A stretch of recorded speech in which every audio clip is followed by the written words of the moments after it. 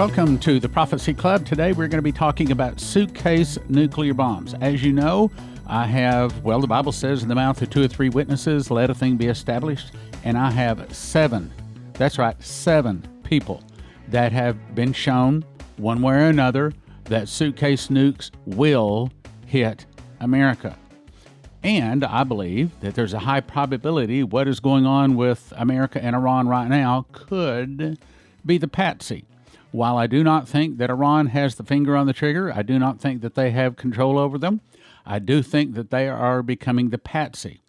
As we've discussed in other broadcasts, it is the international bankers that are placing them, arrange them, and will put their finger on the trigger. So we're going to be talking about suitcase nukes specifically today. So I did some research finally on how this whole thing all started. So I pulled this from Wikipedia. This is the summary, then we'll get into the details. So I just Googled suitcase nuclear device, went to Wikipedia. You can go there, you can find the same thing I'm reading today. It says, former Russian National Security Advisor Alexander Lebed, in an interview with CBS News magazine, 60 Minutes, on 7 September 1997, claimed that the Russian military had lost track of more than 100 out of the 250 suitcase-sized nuclear bombs they had manufactured. Lost? Lost? Are we really supposed to believe that? Lost? No. Taken by the international bankers is the truth, in my opinion. So let's go on with what the article says. A suitcase nuclear device, also suitcase nuke, suitcase bomb, backpack nuke, mini nuke, pocket nuke, is a tactical nuclear weapon that is portable enough that it can be used from a suitcase as a delivery method. Both the United States and the Soviet Union developed nuclear weapons small enough to be portable in specially designed backpacks during the 1950s and 60s. The maximum yield of the W-54 warhead used by the Special Atomic Demolition Munition, pictured, in which I'll explain the picture, it looks kind of like if you were to place a barrel on someone's back that is about probably 18 inches across by about 24 inches tall. In other words, just try to imagine a barrel, and that is strapped to someone's back. That's about the size of it. Anyway, it goes on to say, it is 1 kiloton of TNT equivalent. All right, well, now, I'm doing this part from memory. This is me saying this. As I recall, the bigger of the bombs that were dropped on Hiroshima and Nagasaki was 4 kiloton. Okay, so this is a 1 kiloton. In other words, it's much smaller. Let's go on. This is actually larger and heavier than the U.S. W-48 nuclear shell at 6.1 inches by 33 inches. Long, weighing about 118 pounds, which represents the smallest complete self-contained physics package to be fielded and had a yield of 72 tons of TNT. Nuclear Weapons, designed by Ted Taylor, has alleged that 4.5-inch diameter shell with a mass of 19 kilotons is theoretically possible. Conversely, reduction beyond the size of W-54 means that linear implosion and explosive yield is reduced dramatically. Kerry Sublett stated that neither the United States nor the Soviet Union had ever made public the existence or development of weapons small enough to fit into normal-sized suitcase or briefcases. The W-48, however, does fit the criteria, small and easily disguised and portable, but its explosive yield was extremely small for a nuclear weapon. In the mid-1970s, debate shifted from the possibility of developing such a device for the military to concerns over its possible use in terrorism. The value of the portable nuclear weapons lies in their ability to be smuggled across borders, transported by means widely available, and placed as close to the target as possible. In nuclear weapon design, there is a trade-off in small weapons designs between weight and compact size. Extremely small, such as 5 inches by 24 inches, which is a little bit larger than the large part of a baseball bat, which would fit into a suitcase. The lightest of those are nearly 95 pounds and had a maximum yield of only 0.19 kiloton, only. All right, well, let me just take a second. In other studies, other interviews I've done, what we're talking about is a 1 kiloton device typically, sometimes 2, but typically 1 kiloton device. So what does that do? That sends about a 10-block circular area in a downtown area to up 10,000 degrees. And then, of course, you have the telephone pole with the mushroom on top. In other words, because it's so hot, it sends up this superheated air and the debris and all of the radiated debris into the air. So there's three things that damage from a suitcase nuke or any nuke. One is the heat. The two is the blast, the 200-mile-an-hour wind going out. And the third is the radiation. Effectively, a suitcase nuke in downtown Dallas would kill the city. Wouldn't kill everyone in it, but with all the nuclear exposure, everybody would pretty much have to leave the city. If they didn't leave the city, nobody would have anything to do with Dallas again anyway. So it is a city killer one way or another, in my opinion. The Swift nuclear device, tested in Operation Red Wing's Yuma test on May 27, 1956, had the largest yield of a compact implosion device, and it was under 2 kilotons. Stanislav Lunev, the highest-ranking GRU defector, claimed that such Russian-made devices, now this is the guy that we had come and speak at Prophecy Club, claimed that such Russian-made devices exist and described them in more detail. And you can get that DVD at prophecyclub.com, or you can watch it instantly at watchprophecyclub.com. The devices, quote, identified as RA-115s, weigh from 50 to 65 pounds. They can last for many years if wired to an electric source. And in case there is a loss of power, there's a battery to back up. If the battery runs low, the weapon has a transmitter that sends a code message either by satellite or directly to the GRU post at a Russian embassy or consulate, according to Lunev. The number of missing nuclear devices, as found by General Abed, is almost identical to the number of strategic targets upon which those bombs would be used. Lunev stated that suitcase nukes might already be deployed by the GRU operatives on U.S. soil to assassinate U.S. leaders in the event of war. He alleged that armed caches were hidden by the KGB in many countries. They were, quote, booby-trapped with, quote, lightning explosive devices. One such cache, identified by Vasil Metrokin, exploded when Swiss authorities sprayed with a high-pressure water gun in a wooded area near Bern. Several other caches were removed successfully. Lunev said that he had personally looked for hiding places for weapons caches in the Shenandoah Valley, and that it is surprisingly easy to smuggle nuclear weapons into the United States, either by across the Mexican border or simply using a small transport missile that can be slipped undetected when launched from a Russian airplane. U.S. Congressman Kurt Weldon supported claims by Lunev, but noted that Lunev had, quote, exaggerated things, according to the FBI. Searches in the areas identified by Lunev have been conducted, but law enforcement officials said they never found such weapons caches with or without portable nuclear weapons.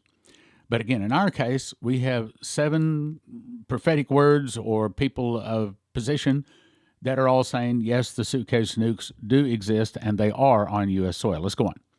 Former Russian National Security Advisor Alexander Lebed, in an interview with CBS News magazine, 60 Minutes on 7 September 1997, claimed that the Russian military had lost track of more than 100 out of the 250 suitcase-sized nuclear bombs.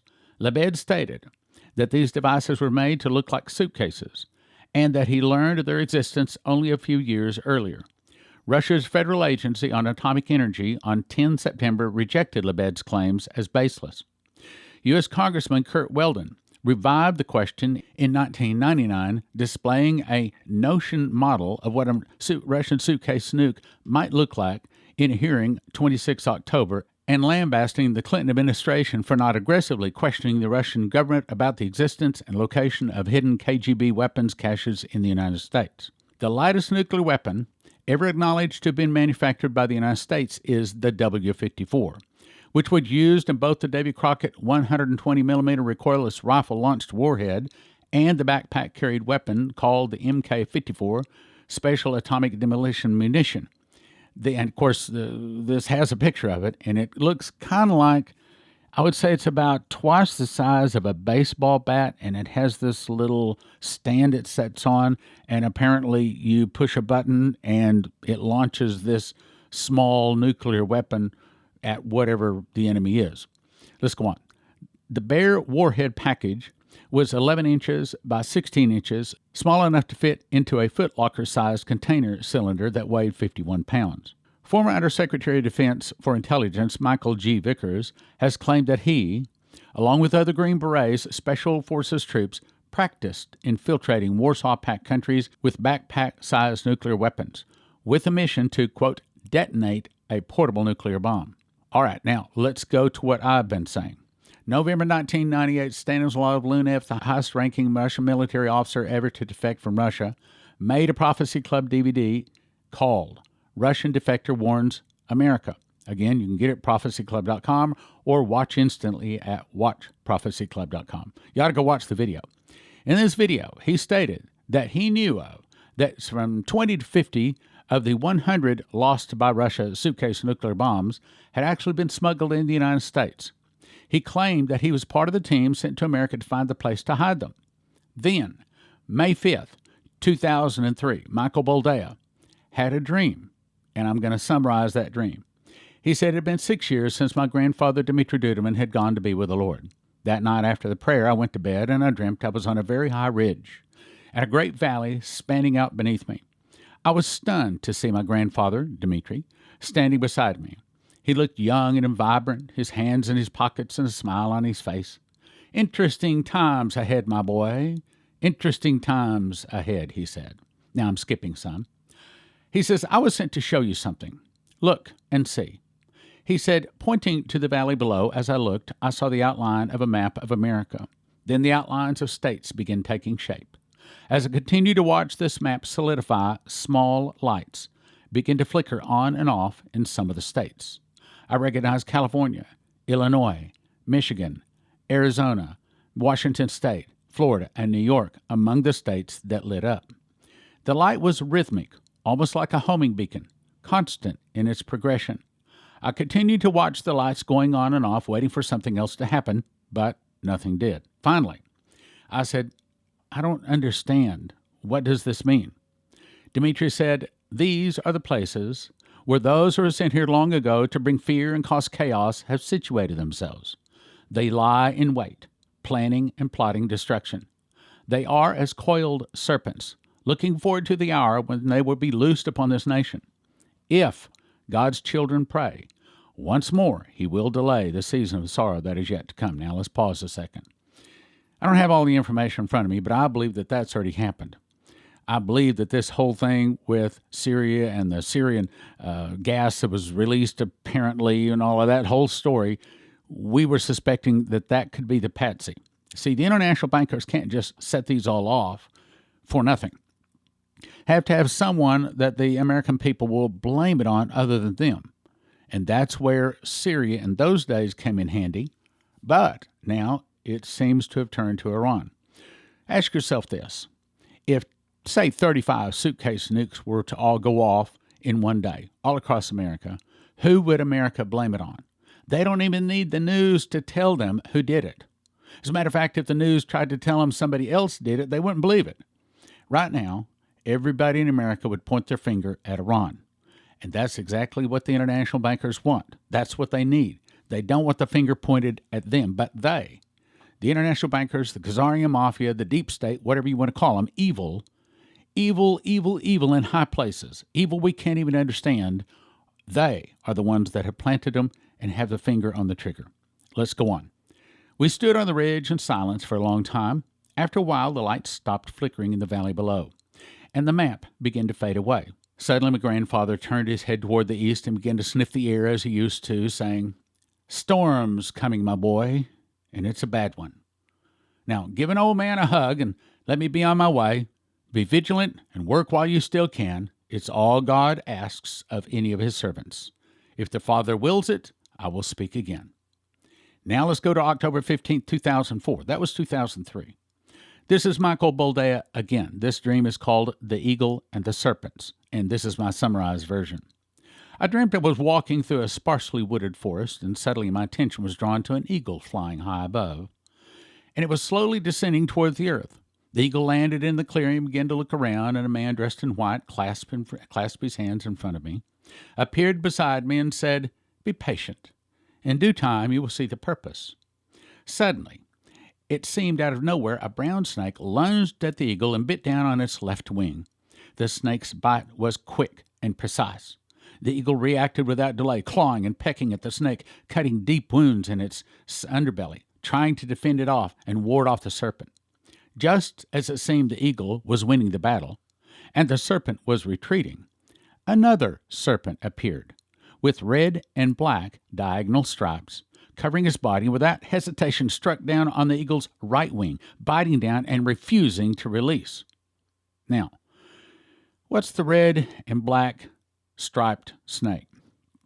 Did a little research. There's 188 flags on the planet, but only 9 of them in the Middle East, and I looked up the ones that have black and red in them. And those nations are Syria, Iraq, Jordan, Afghanistan, Palestine, Egypt, Kuwait, Sudan, and the United Arab Emirates. None of them is Iran. Okay, so then, Stan, why are you suspecting it's Iran? Because the current trouble started with Iran proxies launching a weapon, killing an American in Syria, and Syria is one of them that has a red and black flag. We could still say the trouble began in Syria. Now, back to the dream. After a momentary tug of war, the serpent tore off flesh and feathers, leaving a large wound on the eagle's right wing. The second bite was much worse than the first, and for an instant the eagle was stunned. Then a serpent, much larger than the previous 2, made up of many colors, meaning many nations, slithered toward the eagle, opened its jaws, and lunged, taking the whole of the eagle's head in its mouth before biting down. The serpents retreated, and the man who had been standing beside me walked to the eagle, knelt down, picked it up, and cupped it in his hand. With a pained voice said, "The true tragedy is that at any moment it could have sought the safety of the above. It could have soared toward the heavens and would have found its protection. This has been revealed to you that you may know that the first bite has been," meaning 9/11. "The second is yet to come, and the third will be this nation's destruction." He also said, "One thing I feel I need to share with you is that the second snake bite seemed to come from an unexpected place." Would you say 35 suitcase nukes going off all across America the same day, would you say that that is an unexpected place? I would. January 9th, 2005. I asked the Lord to show me the next 9/11. That night, and I'm going to summarize the dream, I was shown a dream that there's going to be a series of suitcase nuclear bombs that were very technical, sophisticated, and would cause suitcase nuclear explosions all across America. They were placed and controlled by the international bankers, I was told, and would detonate these sophisticated bombs in several cities, with one, here it is, hitting a regional bank, destroying the records and their backups. This destruction of records of thousands of banks would put billions of dollars into the international bankers' hands while throwing the U.S. economy into a free fall. Then in 2005, former Congressman Kurt Weldon, vice chairman of the House Armed Services Committee, uncovered a plot to set explosions in 10 cities. He could not get the authorities to act, so he published it in a book, which I have. It's entitled Countdown to Terror. The 10 cities were Valdez, Alaska, Los Angeles, Las Vegas, Boston, New York City, Washington, D.C., Philadelphia, Chicago, Miami, and Houston. Then February 2013, we had Doug Metzger come in and make a DVD for Prophecy Club called Will You Survive America's Fall? And he explained that he had had a vision of suitcase nukes hitting the following cities: Los Angeles, New York, Las Vegas, Washington, D.C., Chicago, San Francisco, Houston, Seattle, Orlando, Dallas, Atlanta, and Denver. Remember, the Bible says in the mouth of 2 or 3 witnesses, let a thing be established. That's 6. Here's the 7th one. From Prophet Augusto Perez, I was watching TV when all of a sudden I started to see the television screen turn into very large explosions, taking place in major cities all across the United States. They appeared to be very large, as in like suitcase nuclear explosions. Now remember, Iran has on several occasions stated that if either the U.S. or Israel attacks Tehran, nuclear detonations will be taking place on American soil. Notice they didn't say anything about missiles. Now, I do not think that Iran made these suitcase nukes, nor do I think that they placed them, nor do I think that they had their finger on the trigger. I was told in the dream that it's international bankers, as in the deep state, as in the Khazarian mafia. Okay, so why would the international bankers want to set off a bunch of suitcase nukes all across America? Why would the international bankers, so these are the guys that are in control of our finances, these are the guys that are about to be put out of business, these are the guys that there's some 142,000 sealed indictments out there, got to do something with them. Do you suppose that that's the reason Nancy Pelosi and Adam Schiff are coming after Trump so hard to try to get him impeached, to try to stop it? And if they were to actually start these arrests, do you suppose that that might be the very anger, the very thing, the very cause that the international bankers are going to say, okay, you arrest us, here's what we're going to do to you. And by the way, there's other prophecies, not just suitcase nukes, but also terrible kinds of diseases and plagues and things like that to be released. So these are bad guys. These are people in very high places with lots and lots of money, lots and lots of control, and they want their world government. And right now, Trump is the primary thing standing between them and their goals to have a world government, and their buddy, the Antichrist, the beast, sitting on the throne saying he is God. Trump is the primary wall, i.e. America, standing between them and their world government. So if you don't think this is true, you don't understand Bible prophecy. You don't understand that these things have been assigned to America and they are coming to pass. Now, we believe that we have already delayed it at least once through the prayers of our church, our radio audience, and also our Fast Track team, which is another reason you might want to seriously consider becoming part of the Fast Track team. Here's how you do that. You go to prophecyclub.com, you sign up, and every Tuesday evening I send out an email from me directly through me. I mean, no one edits anything, and you'll see sometimes I make mistakes on it, but I send it out to my Fast Track team. Last time I checked, is about 1,425 people. And I'm asking them to fast Tuesday evening from midnight till Wednesday, 4 p.m. And you can still drink juice and coffee and stuff like that, but we ask you not to have any solid meals. And pray a 2-minute prayer. It takes about 2 minutes to pray through the prayer.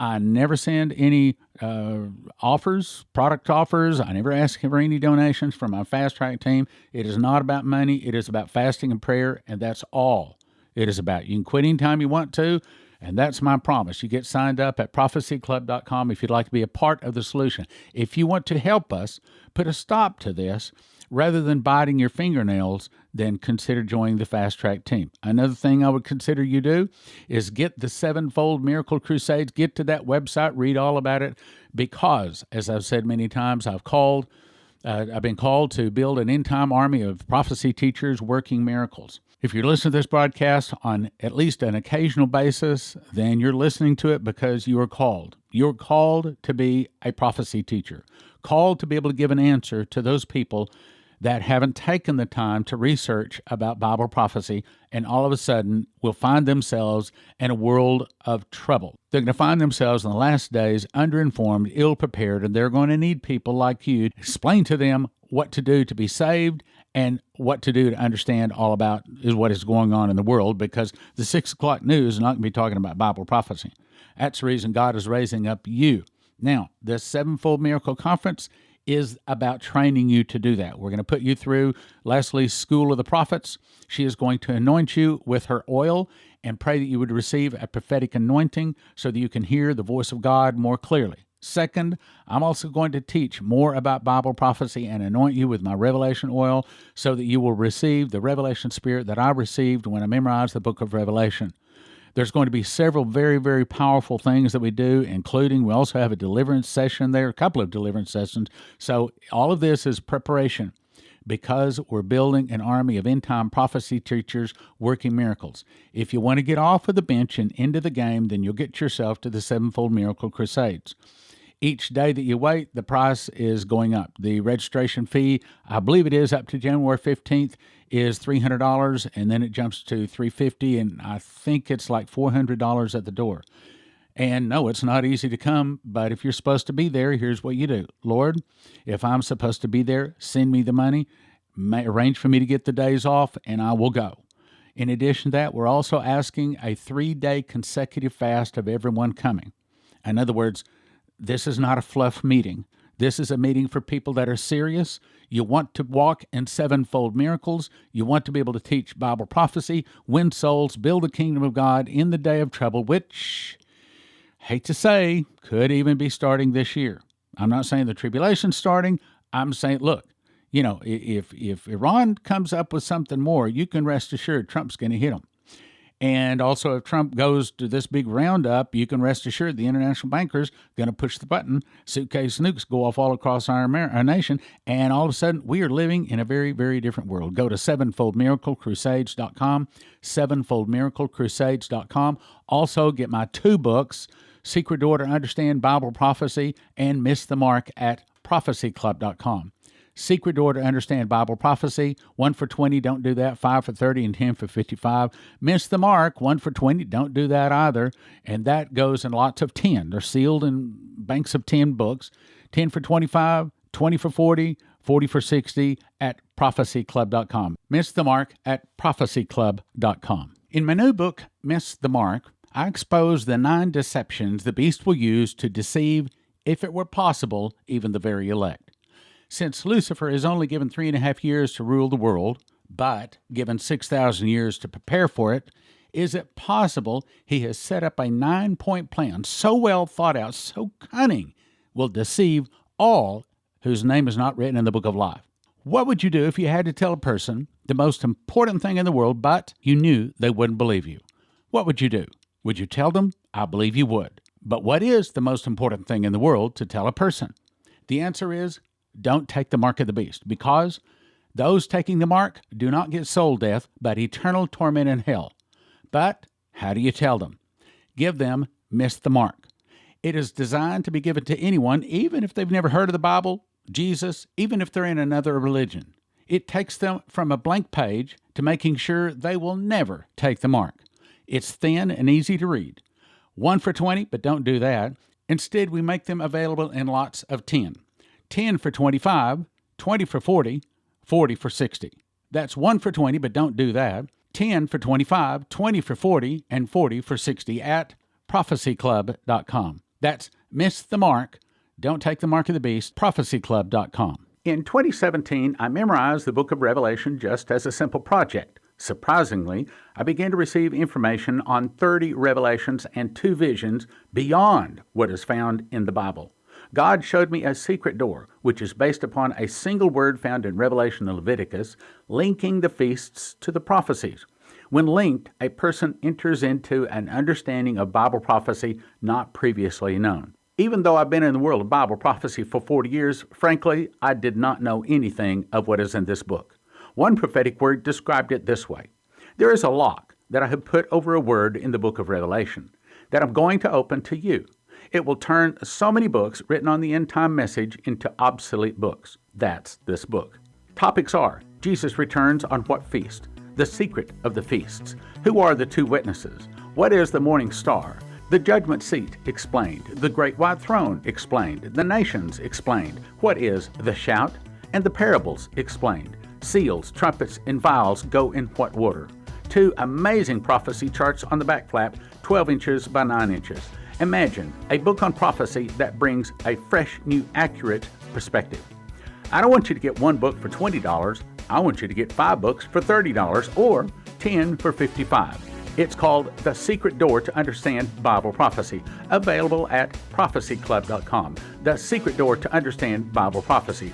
1 for $20. No, don't do that. You want to get 5 for $30 or the best deal, 10 for $55. prophecyclub.com. Download our free app from the App Store.